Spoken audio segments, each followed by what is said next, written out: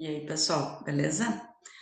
Hoje, então, vamos fazer a resolução e análise da prova de Petrópolis, tá? Da banca Dom Sintra, que aconteceu há pouco tempo atrás, aí, há uns dias atrás. Não lembro exatamente quando. Ah, tá aqui, ó, 16 de outubro. Eu sei que tem um pessoal aí ansioso para ver essa correção. Estou tentando fazer o mais rápido que eu consigo, mas eu não estou conseguindo fazer mais do que isso, gente, porque, como vocês, eu também sou professora, tá? Eu também tenho os meus alunos, tenho as minhas aulas, então eu estou fazendo o máximo que eu posso, mas tá bem atrasado. Eu tenho uma lista ainda de provas que o pessoal está me pedindo, mas sem problema, estou fazendo como dá, eu vou colocando aqui os vídeos, tá? Primeiros avisos, então, se você ainda não é inscrito, por favor, se inscreva, isso me ajuda bastante, tá? A crescer o canal aí no YouTube, compartilhar, curtir se você gostou. Eu vou deixar na descrição do vídeo, então, o link do grupo dos professores, tá? Lá pro WhatsApp. A gente tem um grupo onde o pessoal manda para mim o material que eles querem que eu analise, tá? Então, se tem alguma prova, algum concurso que você vai fazer, ou que você quer que eu analise, que você já fez, que você tem dúvida, enfim, para eu fazer vídeo aqui também para o canal, eles mandam ali no grupo para mim, ali a gente troca ideias e tal, bate papo, é bem legal. Não é um grupo silenciado, tá? É um grupo onde todo mundo pode conversar, pode falar, pode dar sua opinião, sempre se referindo a provas e concurso, tá? Nenhum outro assunto. Vou deixar também o meu WhatsApp, que eu mudei o número agora, porque o meu WhatsApp pessoal estava ficando muito cheio, gente, não estava dando mais para meu celular não estava mais aguentando a memória, então eu vou deixar depois o meu número novo, tá? Já tá com o grupo o número novo. Só para avisar vocês que eu estou organizando as aulas, tá? Para interpretação de texto em inglês e também um mini preparatório para quem vai fazer IBAN Saquarema em dezembro, tá? Eu acredito que mais uns 10 dias no máximo eu vou ter esses dois mini cursinhos prontos aí, eu vou deixar numa plataforma de educação, vou deixar lá para quem quiser adquirir, mas eu vou avisando aqui ou no grupo do WhatsApp, eu vou mantendo vocês informados, tá? Quando ficar pronto todos esses dois pacotes de aula, vai ficar um preço bem acessível, não serão aulas muito extensas, também não vai ser nada assim, ó, milagroso, tá? É estudar, cara, não tem segredo, você tem que estudar, não tem nada de fórmula mágica, tá? Mas enfim, o pessoal me pediu muito, então eu resolvi organizar o que funciona comigo, o que funcionou já com os meus alunos, né, nesses 30 anos aí, mais de 30 anos de experiência que eu tenho de sala de aula, e cursinho, e ensino médio, enfim. Então, eu resolvi organizar e colocar em aulas gravadas aí para vocês. Mas tudo envolve estudo, persistência, não adianta, tá? Enfim, e vou deixar também o Pix aí se vocês quiserem colaborar com o canal, porque eu ainda não tenho monetização, estou longe disso, né? Não sei se vocês sabem, mas a gente precisa cumprir alguns quesitos aqui no YouTube para conseguir a monetização. Então, tem algum pessoal aí que já está colaborando, o mínimo que vocês puderem, gente, qualquer quantia que vocês conseguirem, para mim já ajuda, tá? A manter o canal. Eu consegui comprar essa semana um microfone novo para melhorar aqui o áudio dos vídeos para vocês, tá? Vai chegar semana que vem, acredito, tá dia 3 para chegar. Então, aos pouquinhos eu vou melhorando aqui, mas eu dependo também dessa monetização que eu ainda estou um pouquinho longe de alcançar. Mas aos pouquinhos a gente chega lá. Graças a vocês, a gente está crescendo e eu espero crescer um pouquinho mais para poder ter essa liberdade de trabalhar um pouquinho mais com o canal e poder trazer coisas de mais qualidade, poder estudar mais e trazer mais vídeos durante a semana para vocês, tá bom? Então vamos lá. Essa prova aqui ela tem uma parte de didática junto com a de inglês. Vocês sabem que didática eu não trabalho, tá? Talvez mais tarde eu consiga trabalhar, mas por enquanto eu não tenho segurança na parte de didática e metodologia. Então eu trabalho só a parte de vocabulário, gramática e interpretação de texto em inglês. Mas esse texto aqui que fala sobre abordagem, método e técnica, eu li ele, tá? Eu li, estudei ele é bem interessante. Ele fala sobre como a primeira vez que foi usada a palavra método, então, como que foi estabelecido isso, né? A divisão entre a definição de abordagem, método e técnica, que está aqui no segundo parágrafo, tá? Método, técnica e abordagem, então. E daí depois a gente tem as questões aqui sobre esse texto. E, na verdade, ele não é tanto sobre interpretação, mas mais o teu conhecimento sobre as teorias, né, sobre as metodologias. Então, aqui diz assim, ó, considerando a história do ensino de idiomas, sendo que ela tem uma vasta gama de métodos e práticas, qual alternativa apresenta os princípios da técnica de resposta total? Então, assim, do método de resposta física total. Eu fui pesquisar o que era esse método de resposta física total. Então, ela envolve muito a questão da linguagem corporal do aluno. Se eu estiver errada, por favor, alguém que entende mais que eu, coloque ali nos comentários. Mas, pelo que eu entendi, ela envolve muito a questão da resposta corporal, da resposta física, né? Já diz resposta física total. Então, você fazer o aluno dramatizar o que ele está fazendo, ele realizar aquela situação, o que ele está fazendo, o que ele está falando, o que ele está estudando, o acting out, né? Então, de acordo com o que eu pesquisei, a resposta é a letra A, e realmente fecha com o gabarito. Mas eu não vou discutir muito isso daqui, porque não é a minha área. Hoje a minha câmera está fechando, eu não sei por quê. Quando eu escrevo, a câmera fecha. Então, não sei o que acontece, mas eu não vou ficar me estressando com isso daí, tá? E depois a segunda pergunta também tem mais um trecho aqui de outro texto, né? Início dos anos 90, então parecia que não precisava de mais nada, né? E daí depois só tinha que unificar o que eles já tinham ali de técnicas e métodos, enfim. E daí pede qual era esse conceito, né? Então, de acordo com o gabarito, é a letra D, mas eu não sei dizer para vocês o porquê, porque essa parte aqui eu não analiso, tá? Então, se alguém quiser colocar um comentário aí depois, fiquem à vontade. Agora vem a minha praia, né? A parte de gramática. Aqui, então, 43, phrasal verb. O que é um phrasal verb? Ele está explicando aqui, ó. Phrasal verb, a combination of a verb and an adverb or a verb and a preposition. Então, isso que a gente tem que pensar. O phrasal verb é um verbo mais uma partícula. Essa partícula, ela pode ser um advérbio ou ela pode ser uma preposição.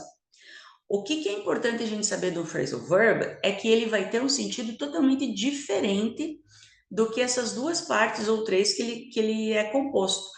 Então, por exemplo, você não vai ter o sentido literal dele, você vai ter um sentido totalmente diferente. Então, digamos que você tem, por exemplo, sei lá, break, vamos pegar um bem comum aqui, break up. Break é quebrar, up é para cima. Então, não faz sentido nenhum você juntar os dois, né? Break up. E break up é você terminar um relacionamento. Então, os dois juntos, eles têm um sentido totalmente diferente do que as partículas originais separadas. Então, isso é um phrasal verb, isso caracteriza um phrasal verb, tá? Tem gente que diz, em alguns livros, alguns estudiosos dizem que quando o phrasal verb mantém o seu sentido original, tipo go into, que é entrar, ir para dentro, né? Quando ele mantém esse sentido próximo do literal ou quase o literal, ele não pode ser chamado de phrasal verb, ele tem que ser chamado de... agora eu esqueci o nome, que bela teacher. Mas, enfim, é outro nome, acho que é verbo frasal, não é verbo frasal, verbo preposicionado, alguma coisa assim. Mas, enfim, ele tem uma nomenclatura diferente. Eu já chamo tudo de phrasal verb, tá? Mas isso é uma coisa minha. Então, aqui pede o seguinte: leia o texto e escolha qual alternativa tem um phrasal verb. Então, qual alternativa tem um phrasal verb? Primeira coisa, tem que ser um verbo, né? Tem que ser um verbo. A couple of não é verbo. According to não é verbo. Interrelation of não é verbo. Já eliminei 3 sem sequer pensar. Porque primeiro não é verbo. Se eu estou pedindo um phrasal verb, primeiro requisito, gente, pré-requisito é que tenha um verbo. Esses 3 não são verbos, tá? Characterize by é verbo, deal with é verbo, tá? Agora, veja bem, characterize by é verbo, mas não é considerado um phrasal verb, porque na verdade isso daqui é uma questão de regência. O characterize exige a preposição by, não é phrasal verb, tá? Agora, o deal with é um phrasal verb. Só que, olha aqui a questão, ele não tem um significado totalmente diferente das palavras que ele compõe. Porque deal with é você lidar com uma situação.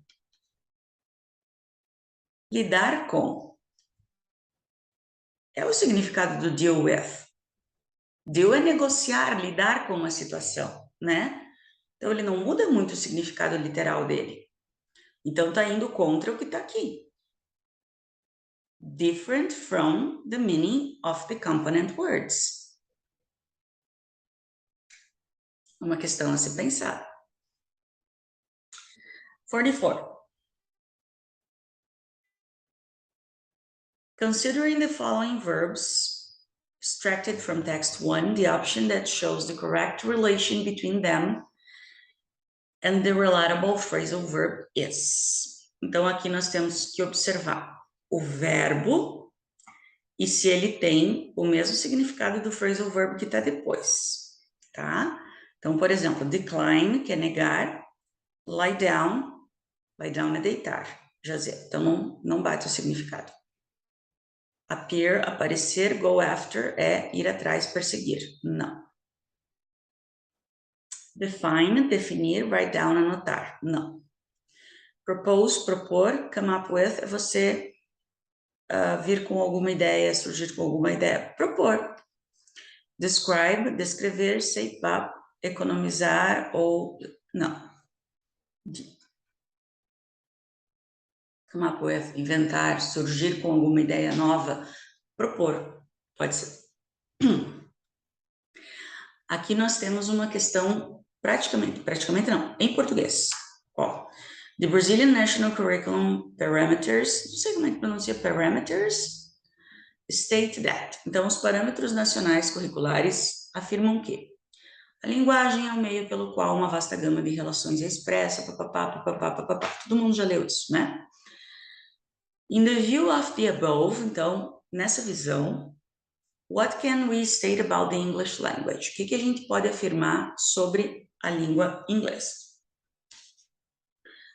The English language does not play an important role in today's society.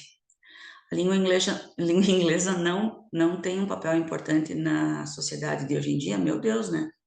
Por favor. Tem um papel importantíssimo, né? Aqui, ó.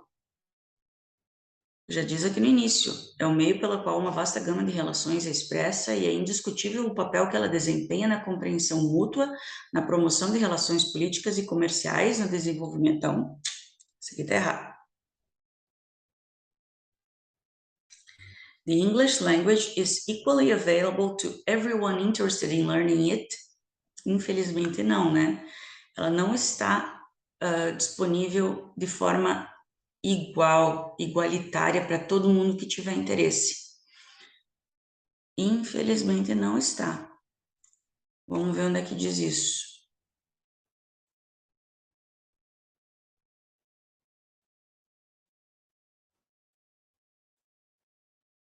Aqui, ó. Externamente pode servir como instrumento de elitização que capacita algumas pessoas a ter acesso ao mundo exterior, ao mesmo tempo em que nega esse acesso a outras. Isso, infelizmente, é a nossa realidade, né?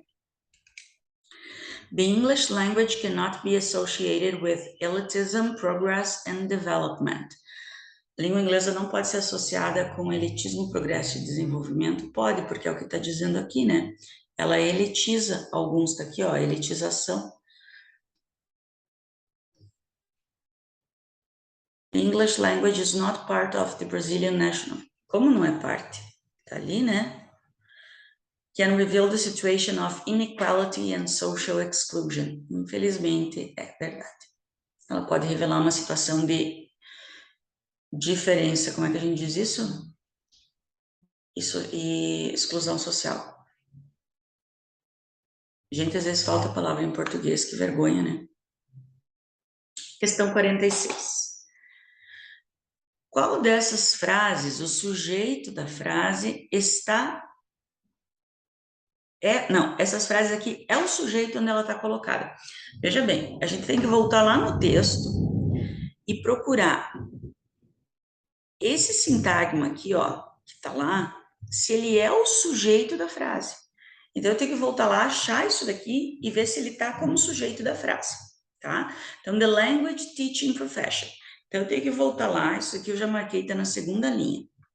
Olha o trabalho que dá isso. Tá na segunda linha, aqui, ó. The language teaching profession. É o sujeito dessa oração? Por acaso é, porque olha aqui, eu tenho o verbo depois dele, tá? Em inglês você vai ter sujeito, verbo, predicado. Quase sempre. Quase sempre não, 99% das frases você vai ter isso, tá? Sujeito, verbo, predicado. Então, aqui é o sujeito, porque eu tenho o verbo depois, predicado. Então, a princípio, nós já fechamos na letra A, mas vamos conferir as outras para a gente ter certeza, tá? Então, aqui fechou. The ultimate method. Isso daqui está na sexta linha. Vou passar mais rápido, vocês fecham os olhos para não ficar tonto. The ultimate method. Aqui, ó. It appears that some practitioners in this time period hoped... Ó, aqui eu tenho sujeito, aqui eu tenho verbo, aqui eu tenho objeto. Não é o sujeito, tá? Depois, eu tenho o quê? Eu tenho a set of assumptions dealing with the nature of language learning and teaching. And overall, já vou ver aqui os dois. A set of assumptions está na sexta linha, segundo parágrafo. A set of assumptions está aqui, ó. Ó, sujeito, an approach, verbo, objeto. Não é sujeito. Depois eu tenho an overall. Method, sujeito, verbo, objeto. Não é sujeito da frase. E depois eu tenho, qual que é o último? The relationship of those theories está no terceiro parágrafo. Aqui, ó. The relationship of those theories. Então, eu tenho aqui, ó. Designs é o sujeito. Specify é o verbo. Objeto do verbo. Não é sujeito. Então, realmente, é a letra A. Desculpa passar assim rápido, mas... Eu tenho outro texto. What is vocabulary? Então, nós temos aqui o que é vocabulário. Já sei do que vai falar o texto? Vocabulário. Vocabulary can be defined roughly as the words we teach in the foreign language. However, como eles gostam dessa palavra, né? Um novo item de vocabulário pode ser mais do que uma única palavra. Por exemplo, post office and mother-in-law. Ó, palavra em itálico, destaca, que são compostas de duas ou mais ou três palavras, mas expressam uma única ideia. Também tem as multi-words idioms, such as call it a day, where the meaning of the phrase cannot be deduced from an analysis of the component words. Tá? Uma convenção comum é cobrir esses casos falando de vocabulário como itens e não palavras. Tá? Isso aqui é pergunta de interpretação? Pode ser considerada, né? A palavra which, pelo menos diga que linha que tá, né? Não, a gente tem que ler todo o texto para achar onde é que tá o which, né? A palavra which se refere ao quê? Aqui, ó, which. Bom, os pronomes relativos, eles sempre vão se referir a algo que já foi citado. Então, a gente tem que voltar e ver o que já foi citado que está se referindo ao which.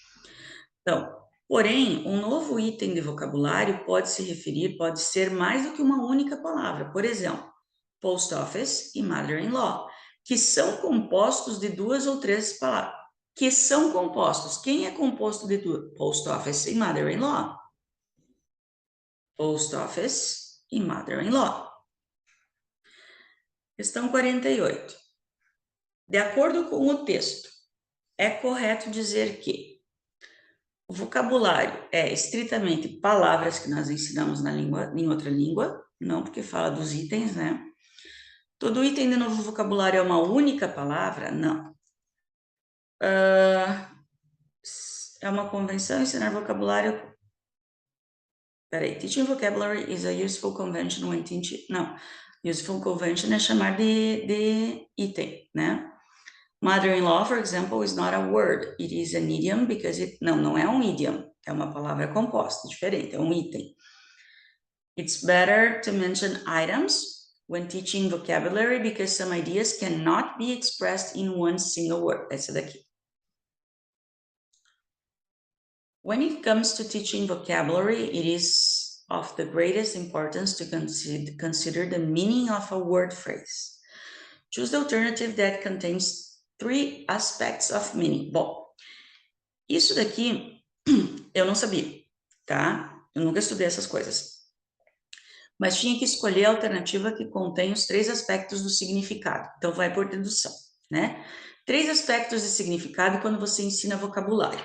Bom, dei uma olhada nas alternativas. Quais são os 3 aspectos do significado de um vocabulário? Bom, vocabulário não vai ensinar, não vai ter nada a ver com gramática. Então, anulo a letra B. Não vai ter nada com gramática. Anulo a letra D. A letra E, perdão. Não vai ter nada a ver com verbo, né? Você está ensinando vocabulário. Bom, vocabulário com leitura fica meio estranho, né? Pronúncia, ortografia e leitura. E denotação, conotação e apropriação, eu iria na letra D. Por chute e dedução. E realmente era certo, tá? Então, muitas vezes vai acontecer isso, de você ter que ir na dedução, no chute mesmo, e aqui fechou, porque significado e vocabulário não tem nada a ver com gramática, não tem nada a ver com tempo verbal, e, para mim, não teria nada a ver com leitura, técnicas de leitura, né? Você está ensinando especificamente vocabulário e significação. Conotação e denotação tem tudo a ver, né? Chutei a apropriação. E realmente é essa. Se alguém quiser deixar algum comentário aí, pode deixar, tá? Lembrando, gente, que eu estou resolvendo como eu resolveria, tá? Então, esse é o meu jeito. Questão 50. Bom, aqui é o que a gente aprende também em português, né? Hipônimo, sinônimo, antônimo, enfim. Então, aqui a gente tem aspects of meaning. Também é fundamentalmente importante levar em consideração as relações de significado, né? Como um item se relaciona com outro, né? Então, aqui nós temos que buscar a definição de hipônimos, né? Isso a gente aprende em semântica, eu acho, né? Mesma coisa que semântica em português, tem em inglês também. Então, o que é o hipônimo? Hipônimo é aquela unidade mínima, né? Que não vai ter, por exemplo... eu não sei explicar, gente, mas por exemplo, se você fala legume, hipônimo de legume, pode ser o quê? Pode ser alface, pode ser pepino, pode ser, né? É a classificação mínima, né? Então, é a menor unidade, digamos, mais específico, né? Que seria aqui a letra A. Isso a gente vê em semântica, né? Então, isso não tem nem muito o que explicar, porque não vai ser palavras diferentes com sentido parecido, não vai ser palavras diferentes com sentido oposto, porque daí seria antônimo, né? Não vai ser siglas e não vai ser palavras diferentes com pronúncia igual.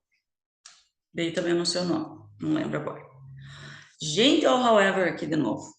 Não tem um concurso que não tá o however, ou é hence, que é sinônimo de therefore, tá? Então, gravem isso.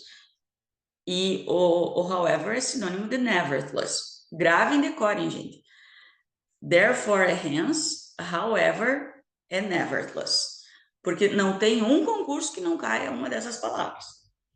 Então, o however pode ser trocado por o quê? Nevertheless. Não tem nem mais o que discutir. Eu acho que não tem um vídeo meu que eu não falei isso daqui.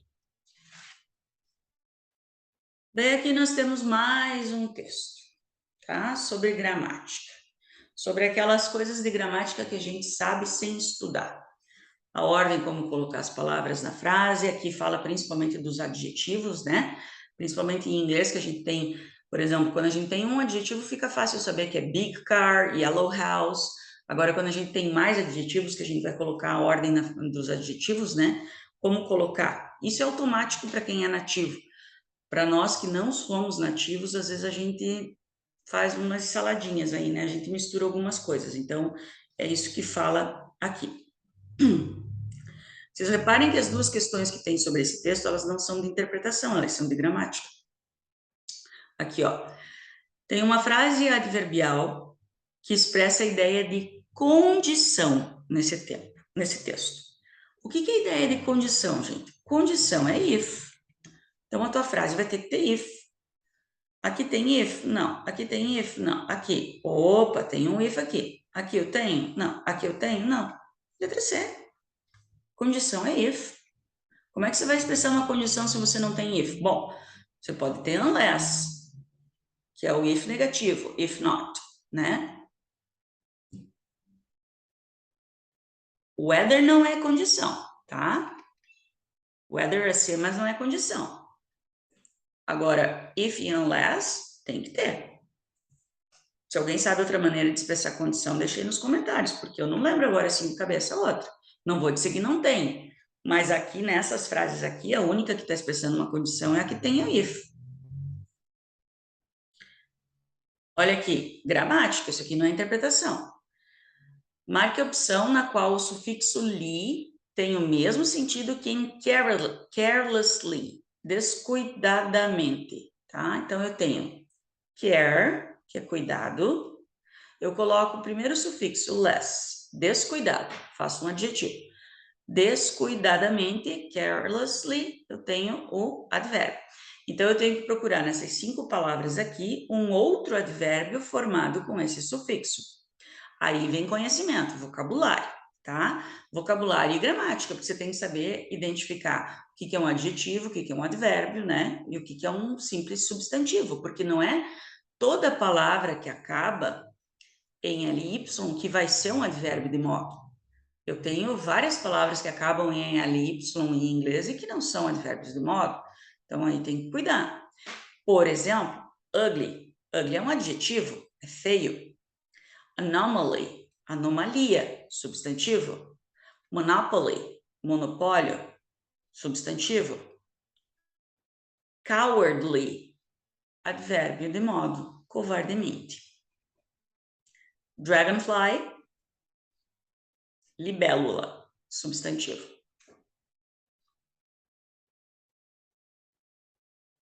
Que é gramática. Gramática é um assunto complicado e muitas pessoas temem esse assunto, né? Então, fala aqui de um livro, Guia Completo para Aprender a Língua, como aprender um idioma com menos dificuldade e mais diversão. A linguagem escrita e falada se difere uma da outra em várias maneiras, em vários sentidos. Em conversações, em diálogos, por exemplo, é bem comum pausar, hesitar, colocar complementos tipo you know. Agora, como que é chamado quando a gente deixa palavras, a gente omite palavras sem interferir no sentido de uma frase? Isso é a mesma figura de linguagem que a gente tem em língua portuguesa, né? Que é a elipse, tá? Então, aqui, elipses, tá? É a mesma figura de linguagem. Elision é...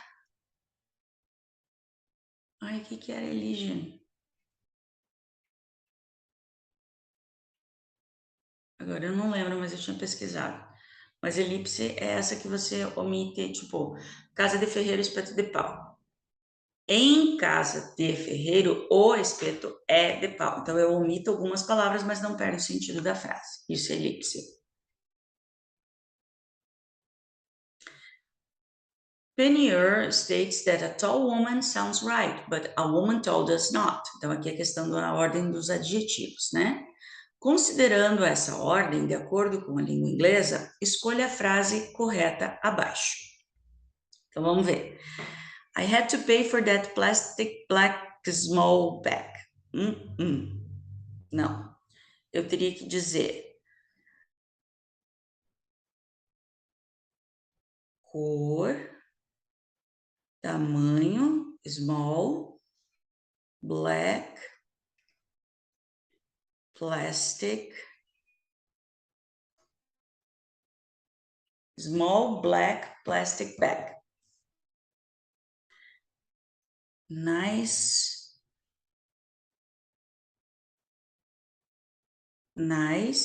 green new skirt.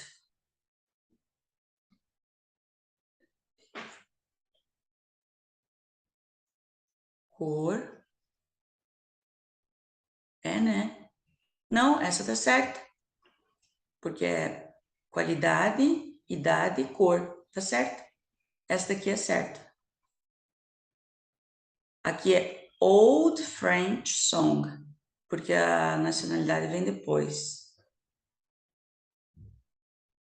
Long Purple Dress. Nossa.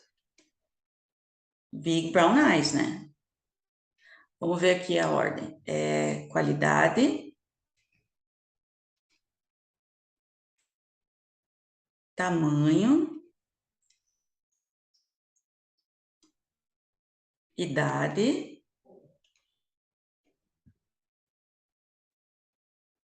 formato,